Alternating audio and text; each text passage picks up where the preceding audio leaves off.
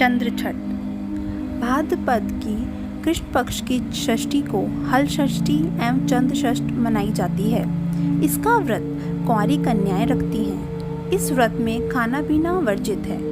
विधान: एक पटरे पर जल का कलश रखते हैं, उस पर रोली छिड़ककर 7 टीके काढ़े जाते हैं। एक ग्लास में गेहूं रखे जाते हैं एवं ऊपर से इच्छा अनुसार रुपए रखे जाते हैं। हाथ में गेहूं के 7 दाने लेकर कहानी सुनते हैं। इसके पश्चात चंद्रमा को अर्घ्य देते हैं। गेहूं तथा रुपए ब्राह्मण को देते हैं। चंद्रमा को अर्घ्य देने के पश्चात लड़कियां व्रत का पारण करती हैं।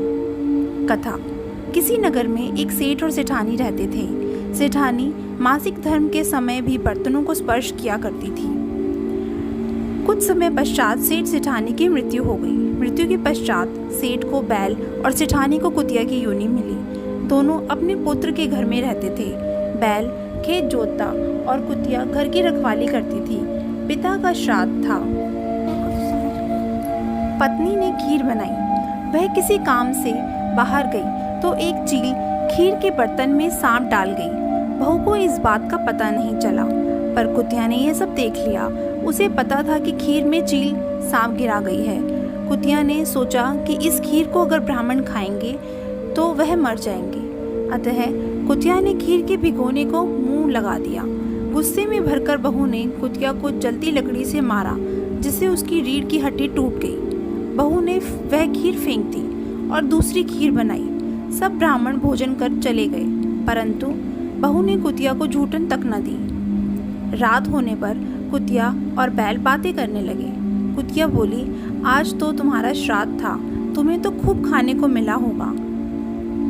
मुझे तो आज कुछ भी नहीं मिला, उल्टे मेरी पिटाई हो गई। उसने सारी बातें खीर और सांप वाली बैल को बता दी। बैल बोला, आज तो मैं भी भूखा हूँ, कुछ खाने को नहीं मिला और ऊपर से काम भी अधिक करना पड़ा। बेटा और बहू बैल तथा कुतिया की वार्तालाप सुन रहे थे।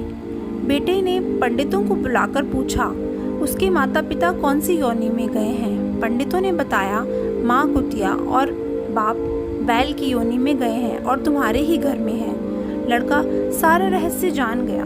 उसने अपने माता पिता को भरपेट भोजन कराया और पंडितों को उनकी वर्तमान योनि से छूटने का उपाय पूछा। पंडितों ने परामर्श दिया कि भाद्रपद की कृष्ण पक्ष की षष्ठी को जब कुंवारी कन्याएं चंद्रमा को अर्घ्य देती हैं, तब उस समय यदि ये दोनों प्राणी यदि अर्घ्य के नीचे खड़े हो जाएं, तो इनकी योनियों से इनको छुटकारा मिल जाएगा। तुम्हारी माँ ऋतुकाल में सब बर्तन छूती थी, इसी कारण इसी दोष से इसे यह योनि मिली है। आने वाली चंद्र षष्ठी पर लड़के ने सभी बातों का पालन किया, जिससे उसके माता पिता को कुतिया एवं बैल की योनि से छुटकारा मिल गया।